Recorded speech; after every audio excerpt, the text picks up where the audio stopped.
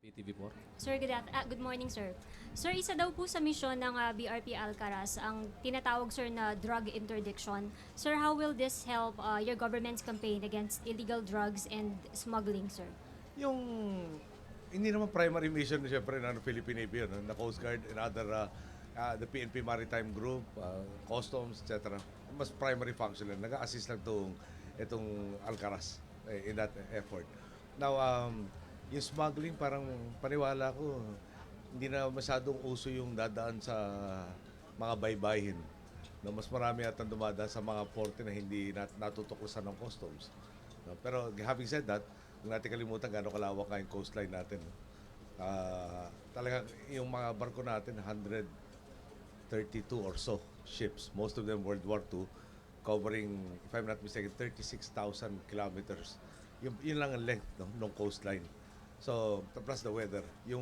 Itong vessel to is called the Weather High Endurance Cutter. Ibig sabihin, pag yung kondisyon ng dagat mapanganib doon sa mas maliliit na barko, mas kakayanin ito. Tandaan niyo, cutter ng US Coast Guard to, nagre-rescue in the parang worst types of weather. So, yung ability natin to patrol our waters, even when the weather is not favorable, no, is greatly enhanced by the second Hamilton-class cutter. Thank you, sir. Thank you. Raymond Dinasa, Bombo Radio Philippines. Magandang tanghali po, Mr. President.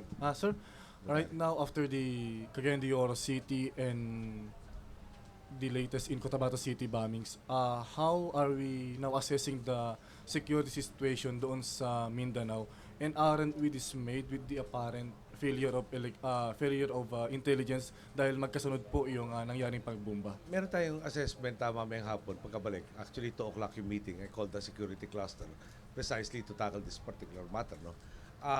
Merong suspects at this point in time.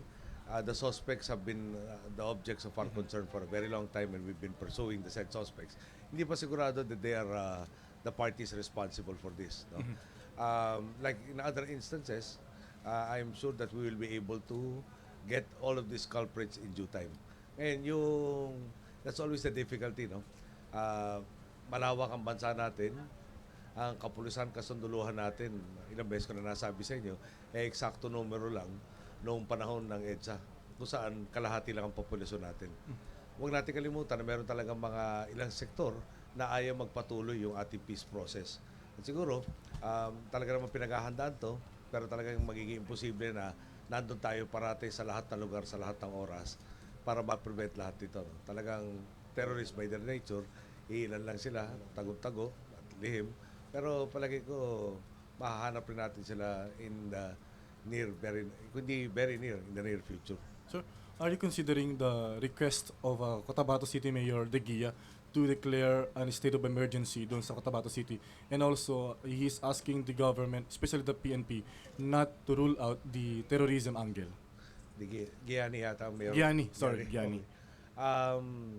Hindi pa dumating sa akin yung request, titingnan natin kung kakailanganin nga doon. Baka naman initial reaction yun dahil nga kagimbal-gimbal naman talaga nangyari doon. No? The assessment this afternoon at about 2 o'clock will give me the indicators of whether or not it is necessary to do so. But for now, sir, categorically, or can we say that this has something to do with the global alert issued by the US against Al-Qaeda? Wala tayong indicator na gano'n ang pangyayari. At ulitin ko, dahil hindi lang naman terrorism angle ang tinitingnan, meron din potential, may political angle dyan sa Cotabato, meron din potential criminal naman sa Cagayan de Oro. So we are exhausting all of these leads. We're developing parang cases, no?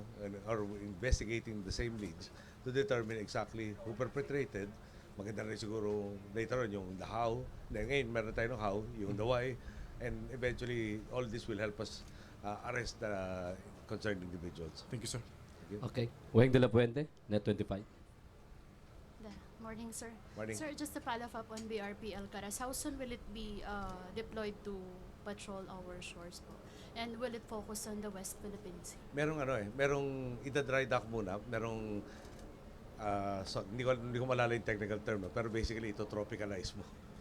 No? So after that is done, then there will be some sea trials right after the dry docking, for the training, yung pagkakabit ng additional armaments. Then after all of that is done, they deploy na to its patrol areas. Sir, on another issue po, have you approved the Department of Finance recommendation to reform the Bureau of Customs? Yung baka naman misnomer yung approved, no, I directed them to do so.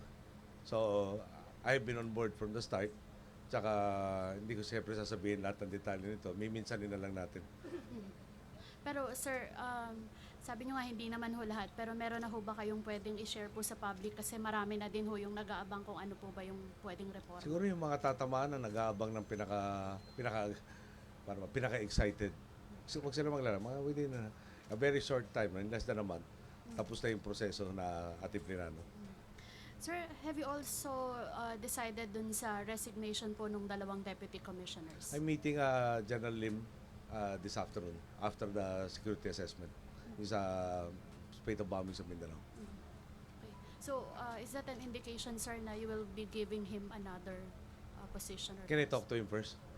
Okay. Hirap naman na mag-uusap kami pero meron na akong decision bago pa kami nagkausap.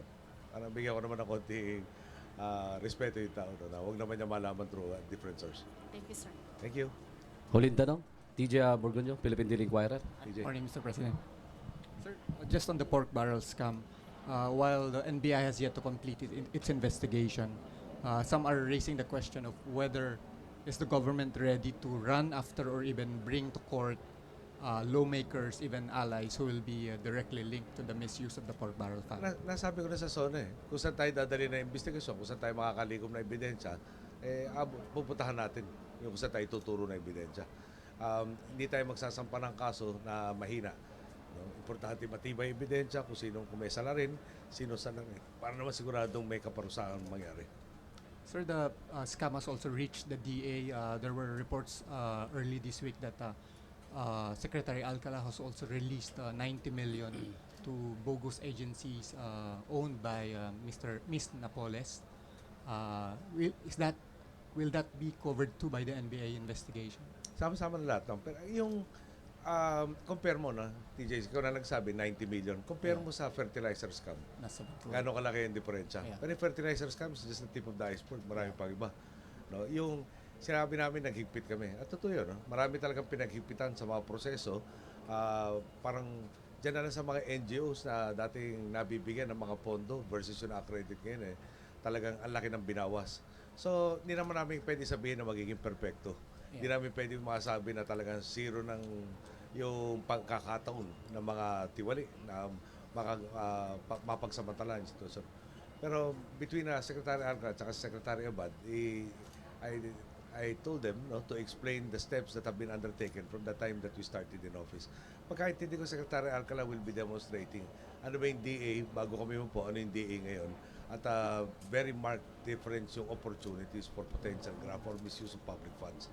Having said that, pinaalala ko rin sa kanila, yung nakita natin ito, naituro sa atin, may duda sa mga transaksyon na to, hindi naman pwedeng sorry na lang. No? Paano ba natin pwede pahigpitan ng mga patakaran para ma-prevent yung ganito sitwasyon kung sakasakali nangyari man? Yeah. But sir, have you asked Alcala to explain? Well, the initial reports linking him to the release of the... Yeah, that's why he's coming out this week. He will explain all of the steps that they have undertaken from the time that he started. Yung, maski sino naman tao, no? Tandaan na natin, Secretary Alcala, primary function, asenso yung agrikultura natin, food security. Ito mga, kung tutuusin, hindi primary function nila, yung pag-assist ng mga NGOs or pag-channel ng PDAF ng congressman. So, it is possible, tulad nga sa niyan, pati niya, hindi ako talaga nasiyahan, at pinapatutukan natin yan, tindihin po natin lahat sila, para pag may nakikita tayong problema o suliranin o potential na maging problema, pinapatutukan natin. Hindi naman pwede nakatutok ka sa lahat ng bagay sabay-sabay minsanan. Yeah? So, kailangan ng prioritization. Ulitin ko lang, the record I think will speak for itself. No? I-contrast mo yung pinalulusot ng araw versus yung nakalusot ngayon. So, doon pa lang at saka dramatic ang pagkaintindi ko sa draft. No? Ulitin ko lang, fertilizer scam, what was it, 700, 900 million? 728. Initial. Yeah? Tapos meron pang part 2, part 3, etc. Sa atin, ang accusation so far is 90. Or 90 or 19? Parang 19 yung isa ko nakita. 90. 19. 90, Mr.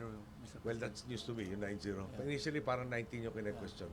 But I asked him to look at the list. But still, It's practically 10% of what used to, on just one transaction, of a series of transactions before. Sir, just a phone-in question. There's a upcoming ASEAN-China Expo in Nanning next month. Will you be attending that? Sorry, sir? ASEAN? Yeah, ASEAN-China Expo in. We're still discussing that. Wala pang final word on that, no? All right, sir. Thank you. Okay. Thank you, Mr. President. Thank At you. maraming salamat.